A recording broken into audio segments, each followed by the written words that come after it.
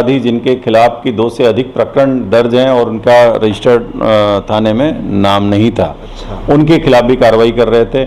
उस समय हम लोग, मैं और कलेक्टर साहब, हम लोग भ्रमण पे थे कहीं पे शहर में ही, चूँकि इलेक्शन भी था नज़दीक में।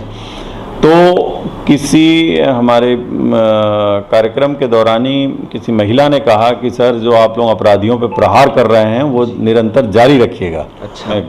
बदमाशों के विरुद्ध, ऑर्गेनाइज क्राइम के विरुद्ध लगातार, उसमें आप लोगों ने देखा होगा, ज़मीन के धंधे में गलत तरीके से सरकारी ज़मीनों पर कब्जा करके, किसी प्राइवेट की ज़मीन है, बेचारा वो कहीं जा नहीं सकता, थोड़ा अपने आप को निरीह है, कोई कुछ कहीं पे उसने उसकी सुरक्षा नहीं कर सकता है, ऐसे लोगों की ज़मीन पे कब्जा कर रहे थे लोग, उनके खिलाफ हम लोगों ने एफआईआर करी कि गली मोहल्लों में किसी को भी पैसे मांगने पर या पेट्रोल अरे गाड़ी मांगने पर, ऐसी छोटी छोटी घटनाओं के लिए चाकूबाजी घटना हो रही थी। तो हम लोगों ने उसके लिए ऑपरेशन स्ट्रीट चलाया। मैं उन सभी को ये कहना चाहता हूँ कि मेहनत का कोई भी विकल्प नहीं है। अपनी पढ़ाई, अपना ये शारीरिक दक्षता की प्रैक्टिस, इसका कोई भी विकल्प नहीं है। आप सिर्फ और सिर्फ अपने फोकस करिए परीक्षा पर, और किसी भी व्यक्ति के द्वारा अगर कोई भी अनर्गल चीज़ें कही जाती हैं, तत्काल उसको संबंधित थाने में उसकी सूचना दें, और जिससे कि उनके खिलाफ, ऐसे लोगों के खिलाफ कड़ी से कड़ी कार्रवाई की जाएगी जो किसी भी युवा को वर्गलाने की कोशिश करेगा। तो सभी के नमस्कार, मैं ज्ञानेश्वर साहू, आप देख रहे हैं पब्लिक न्यूज़।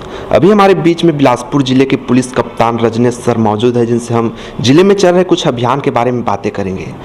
तो अभी जिले में वर्तमान जो है प्रहार अभियान आप सुने ही होंगे, जो कि प्रहार अभियान के तहत गुंडा बदमाशों को गिरफ्तार कर रहे कार्यवाही लगातार किया जा रहा है। तो प्रहार आखिर क्या है, इसका शुरुआत कैसे हुआ और क्यों किया है, आइए सर से जानते हैं।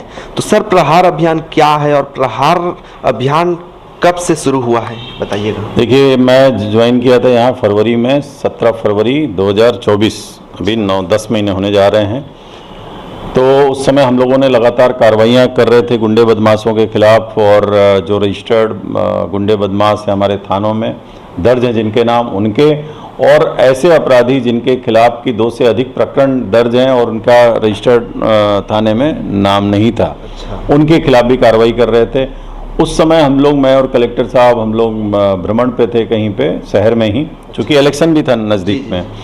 तो किसी हमारे कार्यक्रम के दौरान ही किसी महिला ने कहा कि सर, जो आप लोग अपराधियों पे प्रहार कर रहे हैं वो निरंतर जारी रखिएगा।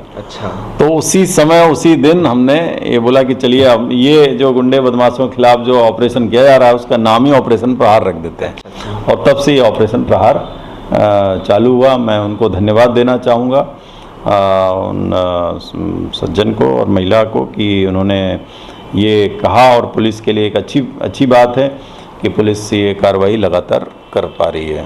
सर, जैसा कि ऑपरेशन स्ट्रीट चल रहा है, इसके बारे में आप क्या कहेंगे जिले वासियों को? और ऑपरेशन प्रहार चल रहा था। ऑपरेशन प्रहार में हम लोगों ने काफ़ी कार्रवाइयाँ की, उसमें नशे के विरुद्ध, उसमें बदमाशों के विरुद्ध, ऑर्गेनाइज क्राइम के विरुद्ध, लगातार उसमें आप लोगों ने देखा होगा, ज़मीन के धंधे में गलत तरीके से सरकारी ज़मीनों पर कब्जा करके, किसी प्राइवेट की ज़मीन है, बेचारा वो कहीं जा नहीं सकता, थोड़ा अपने आप को निरीह है, कोई कुछ कहीं पे उसने उसकी सुरक्षा नहीं कर सकता है, ऐसे लोगों की ज़मीन पे कब्जा कर रहे थे लोग, उनके खिलाफ हम लोगों ने एफआईआर करी और बड़े बड़े लोगों की गिरफ्तारी हुई है उसमें। इसके अलावा चाकूबाजी की कुछ घटनाएं ऐसी हुई कि गली मोहल्लों में किसी को भी पैसे मांगने पर या पेट्रोल अरे गाड़ी मांगने पर, ऐसी छोटी छोटी घटनाओं के लिए चाकूबाजी घटना हो रही थी। तो हम लोगों ने उसके लिए ऑपरेशन स्ट्रीट चलाया कि पुलिस केवल मेन चौक चौराहे या रोड पे न जाके बल्कि स्ट्रीट में भी जाए। और स्ट्रीट में ऐसे बदमाश जो उनका जमावड़ा रहता है, जिसमें कि विशेष तौर पर हमारी महिलाओं, बच्चियां जो स्कूल से आ रही हैं या मार्केट से आ रही हैं, जा रही हैं, तो उनके लिए ऐसे अपराधी जो हैं स्ट्रीट में कुछ कमेंट्स करते थे। तो हम लोगों ने उसके लिए ऑपरेशन स्ट्रीट चलाया, जो सभी थाना क्षेत्र में थाना प्रभारियों के माध्यम से किया जा रहा है। अच्छा सर, चेतना अभियान के बारे में बताइएगा। चेतना अभियान क्या है? चेतना जो है, चेतना का बेसिक जो मतलब है वो है अवेयरनेस। और वो कम्युनिटी पुलिसिंग का एक प्रोग्राम है जिसमें कि पुलिस और कम्युनिटी साथ मिलकर हम कैसे अपराधों पर नियंत्रण ला सकते हैं, उसके लिए एक वर्ड दिया गया चेतना। चेतना मीन्स होश, अवेयरनेस। यदि हम होश में रहेंगे तो हम निश्चित रूप से ऐसे अपराधों पर अंकुश लगा सकते हैं। तो चेतना हम लोगों ने मुख्य 5 उसमें फोकस किया है। चेतना विरुद्ध यातायात वायलेशन, चेतना विरुद्ध साइबर फ्रॉड, चेतना विरुद्ध महिला बाल अपराध, चेतना विरुद्ध नशा, चेतना विरुद्ध संगठित अपराध। तो हम लोगों ने हर महीने एक एक जो टॉपिक है उसको फोकस किया और पब्लिक में हम लोग गए। अभी तक करीब 456 programme school, college, public place, सभी जगहों पर न केवल हमने किए हैं बल्कि हमसे कहीं ज़्यादा आम जनता और यहाँ के जो बहुत ही सम्मानित सभी जितने भी संगठन हैं, सामाजिक संगठन हैं, उनके द्वारा किए जा रहे हैं। तो इसका बहुत अच्छा प्रभाव है और उसके कारण से हम लोग काफ़ी हद तक नशे पर हम लोग कार्रवाइयाँ करने जा रहे हैं। जी सर, आने वाले समय में आप बिलासपुर जिले को लेकर क्या कहेंगे, क्या प्लान है? देखिए, वैसे तो हर महीने आप लोगों ने देखा होगा कि पिछले अगस्त सितंबर से जब हमारे देश की संस्कृति ऐसी है कि हर महीने कोई न कोई त्यौहार, किसी धर्म समाज में कुछ न कुछ फंक्शन चलता रहता है। अपनी संस्कृति इतनी रिच है, तो उसके लिए कानून व्यवस्था, शांति व्यवस्था, साथ साथ में अपराधों पर नियंत्रण रखने के लिए विशेष तौर पर अभियान चलाए जाते हैं। आने वाला समय साल का आखिरी चल रहा है, अभी 2 महीने बचे हैं।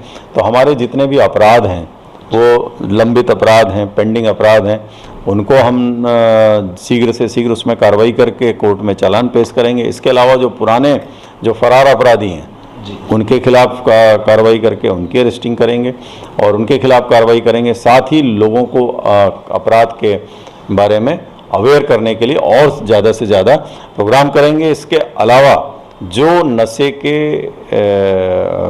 आदी हो चुके हैं उनको उनके रिहैबिलिटेशन के लिए भी हम लोग लगातार प्रयास कर रहे हैं कि उनको कैसे नशे से मेन स्ट्रीम में लाया जाए, तो वो सब भी प्रयास करेंगे। सर, आप उन युवाओं को क्या कहेंगे जो छत्तीसगढ़ पुलिस की तैयारी कर रहे हैं और फिजिकल भी लगभग कुछ ही दिनों बाद होने वाला है?